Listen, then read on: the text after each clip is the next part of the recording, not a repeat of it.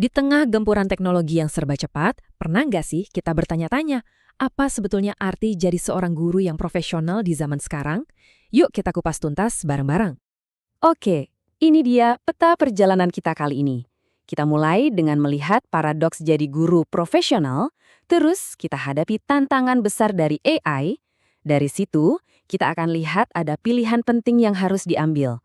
Lalu kita bedah lagi peran guru sebagai teladan, dan diakhiri dengan tujuan paling puncaknya, gimana caranya menanamkan kebijaksanaan, bukan cuma kecerdasan.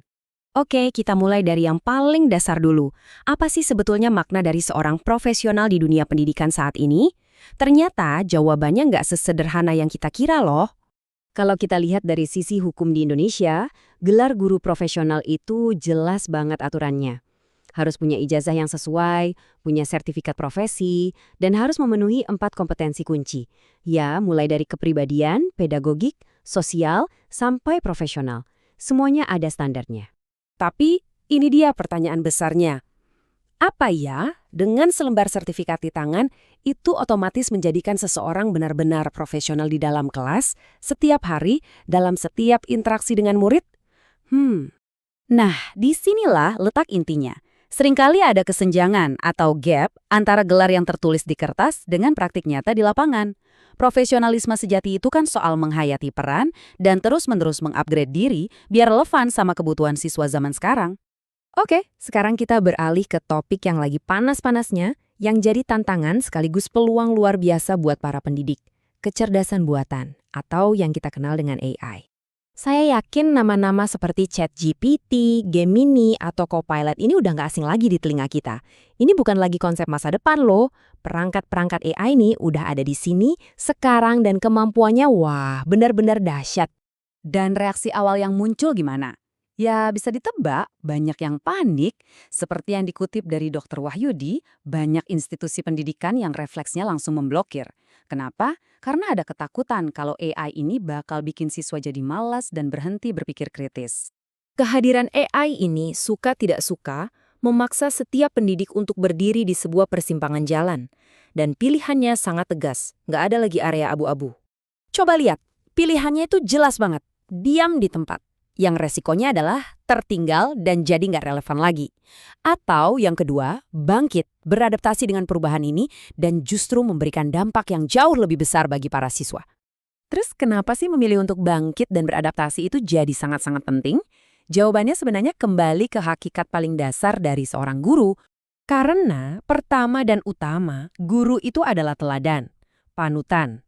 Siswa itu nggak cuma dengeran apa yang guru ajarkan, tapi mereka juga melihat, meniru bagaimana gurunya bersikap, terutama dalam menghadapi tantangan dan perubahan. Dan bukan cuma teladan, guru itu juga seorang pemimpin.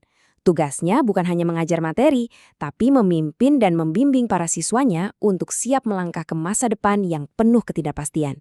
Jadi kesimpulannya kuat sekali. Ketika seorang guru menunjukkan kemauan untuk berubah dan bertumbuh, maka secara otomatis siswa-siswanya pun akan ikut terinspirasi untuk melakukan hal yang sama. Energi pertumbuhan itu menular.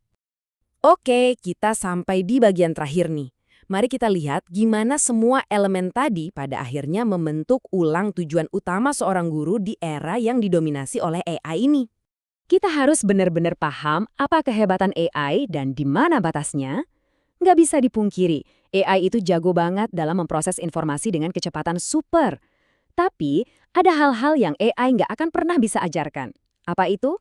Kebijaksanaan, empati, kemampuan kolaborasi yang tulus, dan penalaran kritis dalam konteks nyata. Itu ranahnya manusia. Nah, disinilah letak perbedaan paling krusial. AI bisa bantu siswa jadi cerdas, yaitu tahu banyak apa, tahu banyak fakta, tapi hanya bimbingan dari seorang guru, seorang manusia yang bisa menuntun mereka menjadi bijaksana, yaitu paham mengapa dan bagaimana, paham konteks, etika, dan nilai-nilai kemanusiaan. Jadi langkah ke depannya sebenarnya cukup jelas. Semuanya dimulai dari dalam, dari mengubah mindset kita. Lihat teknologi sebagai kawan, bukan lawan.